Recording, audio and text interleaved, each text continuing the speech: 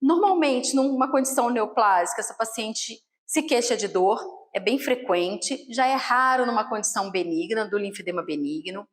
No neoplásico, normalmente a paciente vai apresentar lesões na pele. No caso do linfedema benigno, isso é mais raro também. No neoplásico, o paciente pode ter também uma plexopatia braquial, justamente por uma compressão do tumor, então vai haver uma lesão neurológica. No benigno, isso não acontece. Então, por essa plexopatia braquial, no caso do linfedema neoplásico, a gente acaba observando também um déficit motor. Já no linfedema benigno, a gente não observa, a paciente mantém as suas funções normais do membro superior. A fibrose linfostática, que é o endurecimento da região, quando a gente apalpa, a gente observa com bastante frequência no neoplásico, às vezes em todo o membro. No benigno, isso já acontece mais numa fase já do linfedema, que a gente considera um grau 3, que é um grau mais avançado, uma fase mais crônica. A coloração para o neoplásico já está alterada, então a gente observa o membro mais arroxeado, mais avermelhado.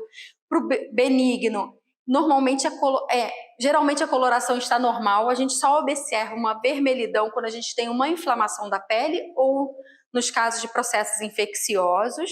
E, claro, no neoplásico a gente vai ter a presença do tumor e no benigno a gente vai ter a ausência do tumor.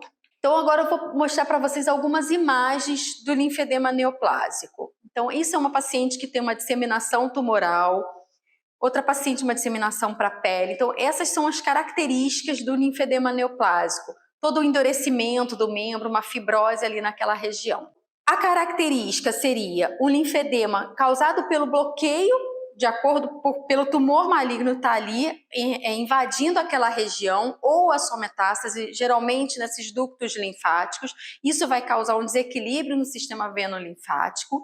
E quando não tratado, esse linfedema, quando ele não tem o tratamento adequado, a gente observa muitas vezes a paciente com uma restrição da amplitude de movimento e da função desse membro, infecções constantes, uma assimetria entre os membros e no próprio membro, às vezes a mão muito mais inchada do que o resto do braço, e, claro, alteração postural pelo peso e pelo déficit motor.